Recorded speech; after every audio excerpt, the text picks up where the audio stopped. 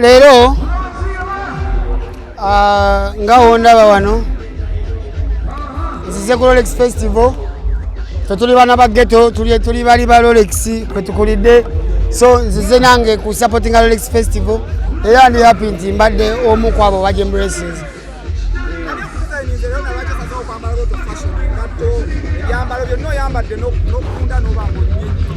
Lero nfulumidde mu Saha fashions ne designs ngambe kanfulume nga ali Iraka nzije nange nsobole okubeera mbere part of Rolex Festival. Atulabye presidential guard abasirikale bambadde ebyambalo mu bulaka presidential guard bakuma mukulembeze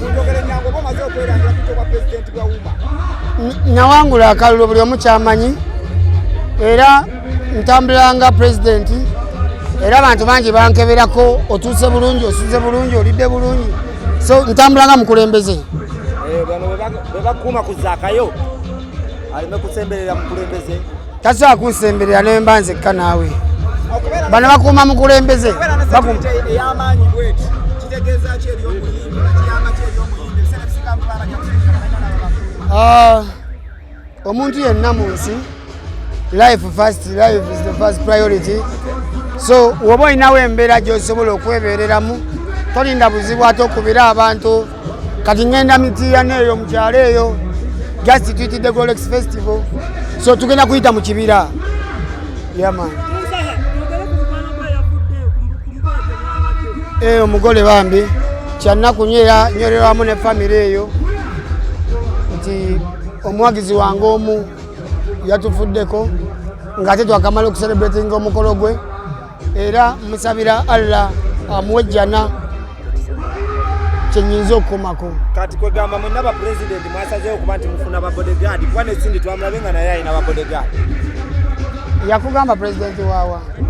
Yangamba waawuma naye bwe yayogera ye ku bigambo bye. Yali era once a president always a president. Wadde okweyita president naye atakyali mu service. Does beef ekyalina meaning music beef ngeno era ekyalina meaning eri omuyimbi? Ekibuuzo ekyo ndowooza okibuuza muntu mukyamu wandikibuuza Zakaayo aludde mu beefu mbu kati zino empya zokyafata ofunamu ki? Olina statement gy'okoze ng'oli waggulu wali wazaala mukozi ne tugamba kabwino okalina wazaala mukozi emboozi ejja eriba ya paati tu bakuguleko defamation totye ngani Zakaayo gamba tayagala bamanye story eyo. Nina concert yange nkyalina management tukyategeragana mu dates omanyi enyimba kiravulavu nani suggestinze Valentine naye tukyalina kye tukyapanga era anytime tugenda kola communication about our concert. Abantu bakulabako n'omukulu Keti nga balowooza ekivulu yakigula Zakaayo era tuli mu nteeseganya wamu naye in fact Keti yakiri mu mitambo wabula tuli mu kuteeseganya ku date kati